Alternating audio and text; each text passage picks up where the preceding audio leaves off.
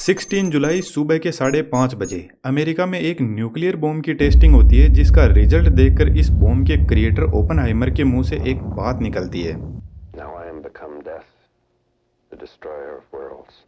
और यह बात सच भी हो जाती है। इस बॉम्ब की टेस्टिंग के 20 दिन बाद 6 अगस्त 1945 को अमेरिका जापान के हिरोशिमा पर सुबह 8:15 बजे लिटिल बॉय बॉम्ब को गिरा देता है, जो लगभग 70,000 लोगों की इंस्टेंटली जान ले लेता है और इतने ही लोगों की जान अगले 2 महीने में और ले लेता है। और इसके बाद में हम चांद और मंगल पर लाइफ ढूंढ रहे हैं। ओपनहाइमर ने 2 बॉम्ब बनाए, फेटमैन और लिटिल बॉय। लिटिल बॉय में एज ए एक्सप्लोजिव यूरेनियम को काम में लिया गया और फेटमैन में प्लूटोनियम को। प्लूटोनियम और यूरेनियम दोनों ही रेडियो एक्टिव मटेरियल है, लेकिन यहाँ पर यूरेनियम के आइसोटोप्स U-35 को काम में लिया गया और प्लूटोनियम के आइसोटोप्स P-239 को, क्योंकि सिर्फ इन्हीं आइसोटोप के अंदर न्यूक्लियर फ्यूजन की प्रोसेस हो सकती है और इसमें न्यूट्रॉन्स की अवेलेबिलिटी भी ज्यादा होती है, जो अभी आपको थोड़ा आगे समझ में आ जाएगा। लेकिन आज की नई टेक्नोलॉजी में इंटरेस्टिंग बात है कि 1945 में लिटिल बॉय बॉम्ब में 64 kg एनरिच्ड यूरेनियम को काम में लिया गया, जो 15,000 टन TNT जितनी एनर्जी प्रोड्यूस करता है। लेकिन आज का 1 kg यूरेनियम 20,000 टन TNT जितनी एनर्जी प्रोड्यूस कर सकता है, जो 80 गुना ज्यादा पावरफुल है 1945 के बॉम्ब से। तो आज का न्यूक्लियर बॉम्ब साइज में भी छोटा है और पावर में भी बहुत ज्यादा है। एक्सप्लोजिव मटेरियल आज भी प्लूटोनियम और यूरेनियम ही है, लेकिन यह ज्यादा प्योर फॉर्म में है। यदि यूरेनियम की पावर को हम आसान भाषा में समझे तो थर्मल पावर प्लांट में कोयले से इलेक्ट्रिसिटी बनाई जाती है और न्यूक्लियर पावर प्लांट में यूरेनियम को यूज में लिया जाता है। तो वहाँ पर 1 kg यूरेनियम 27 लाख kg कोयले के बराबर होता है। यूरेनियम का एटॉमिक वेट ज्यादा होता है, तो इसको न्यूक्लियर फ्यूजन की प्रोसेस से छोटे एटम्स में तोड़ा जाता है और जब यह यूरेनियम ब्रेक डाउन होता है तो इससे बहुत ज्यादा एनर्जी निकलती है। जैसे अपन यहाँ पे समझते हैं यह कोई यूरेनियम का एटम है। अब यह एटम नॉर्मल कंडीशन के अंदर स्टेबल रहता है, लेकिन हमें तो इसको अनस्टेबल करना है ताकि अपनी एनर्जी को यह रिलीज कर सके। इसलिए हम एक न्यूट्रॉन इसमें ऐड कर देते हैं। जैसे ही हम इसमें न्यूट्रॉन ऐड करते हैं तो यह अनस्टेबल हो जाता है और यह 2 एटम के अंदर टूट जाता है। अब इस ब्रेकडाउन से 3 न्यूट्रॉन और जबरदस्त एनर्जी निकलती है। अब इस न्यूट्रॉन के पास में बहुत ज्यादा एनर्जी होती है और इसकी ट्रेवलिंग स्पीड भी इतनी ज्यादा होती है कि यह लाइट की स्पीड का 30% स्पीड से ट्रेवल करते हैं। तो यह तीनों न्यूट्रॉन आगे और न्यूट्रॉन के एटम से टकराते हैं और उनको तोड़ते हैं और फिर उनसे न्यूट्रॉन और एनर्जी निकलती है और फिर वह और आगे यूरेनियम के एटम को तोड़ते हैं। इस टाइप से एक लंबी अनकंट्रोल्ड चेन रिएक्शन चलती है जब तक पूरे यूरेनियम के एटम से एनर्जी ना निकल जाए। अब न्यूक्लियर बॉम्ब के अंदर यह प्रोसेस तो होती ही है, लेकिन इस प्रोसेस को कंडक्ट करवाने के लिए बॉम्ब की डिजाइन अलग हो सकती है। ओपनहाइमर के लिटिल बॉय बॉम्ब को एक्टिवेट करने की डिजाइन एक गन के मैकेनिज्म के जैसी थी, जिसको अभी हम आगे समझेंगे। बॉम्ब 10 फीट लॉन्ग और 28 इंच का डायमीटर था और इसका वेट 4,400 kg था। जिस एयरक्राफ्ट से इस बॉम्ब को गिराया जाने वाला था उसका नाम B-29, जो एक बॉम्बर एयरक्राफ्ट है। जब एयरक्राफ्ट 38,000 फीट की हाइट पर था तब एयरक्राफ्ट अपने डोर ओपन करता है और बॉम्ब को नीचे गिराता है।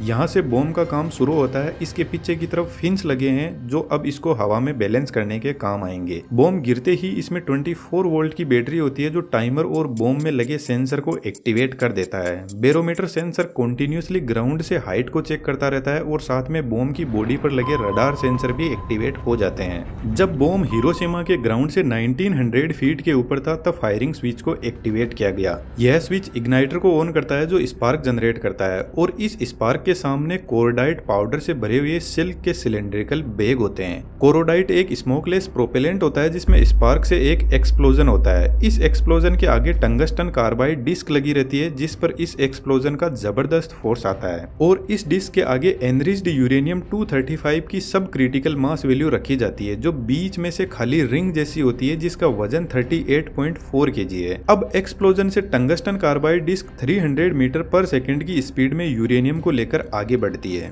और फ्रंट साइड में एनरिच्ड यूरेनियम 235 को ही सिलेंड्रिकल फॉर्म में सुपर क्रिटिकल वैल्यू रखी जाती है जिसका वेट 25.6 kg है, जो एक्सप्लोजन के लिए तैयार बैठा है। यहाँ पर एनरिच्ड यूरेनियम की सुपर क्रिटिकल और सब क्रिटिकल मास वैल्यू को रखा जाता है जिससे क्रिटिकल मास को अचीव किया जाता है और क्रिटिकल मास वह वैल्यू है जिस पर यूरेनियम फिजनेबल बनता है, अदरवाइज न्यूक्लियर फिजन की प्रोसेस इसमें शुरू ही नहीं होगी। तो जैसे ही यूरेनियम की रिंग स्पीड में आकर इस सिलेंडर में फिट होती है तो पीछे की तरफ तरफ इनिशिएटर लगे रहते हैं जो न्यूट्रॉन्स को इंजेक्ट करना शुरू कर देंगे, जिससे न्यूक्लियर फिजन की प्रोसेस शुरू हो जाएगी। यहाँ पर जो गन बैरल है वह बहुत स्ट्रॉन्ग मेटल की बनी है, तो जब तक न्यूक्लियर फिजन की प्रोसेस कंप्लीट नहीं हो जाती तब तक यह मेटल यूरेनियम को होल्ड करके रखती है। और जैसे ही न्यूक्लियर फिजन की प्रोसेस कंप्लीट होती है तो इतनी ज्यादा एनर्जी निकलती है कि यह मेटल पिघल के ब्लास्ट हो जाती है, और यह ब्लास्ट इतना जबरदस्त होता है कि 1200 फीट डायमीटर की एक जबरदस्त फायरबॉल क्रिएट होती है जो ऊपर 6000 फीट तक जाती है। यह एक मशरूम जैसा चमकदार बादल होता है जिसका टेम्परेचर 6000 डिग्री सेंटीग्रेड होता है, जो सन के सरफेस टेम्परेचर के बराबर है। इस फायरबॉल ने पलक झपकते ही लगभग 40,000 लोगों की जान ले ली। इसके एरिया में जितने भी लोग थे वे एकदम गायब हो जाएंगे, उनकी हड्डियां भी नहीं बचेगी, भाप बन जाएगी। यह जो फायरबॉल है ये बहुत ज्यादा शॉक वेव क्रिएट करेगी और शॉक वेव चारों तरफ हर डायरेक्शन में ट्रेवल करेगी, साउंड की स्पीड से भी ज्यादा स्पीड में, जिससे जोरदार अर्थक्वेक भी आना शुरू हो जाएंगे। लिटिल बॉय बॉम्ब को सरफेस से कुछ ऊंचाई पर ब्लास्ट किया गया ताकि इसकी फायरबॉल ज्यादा एरिया को कवर कर सके।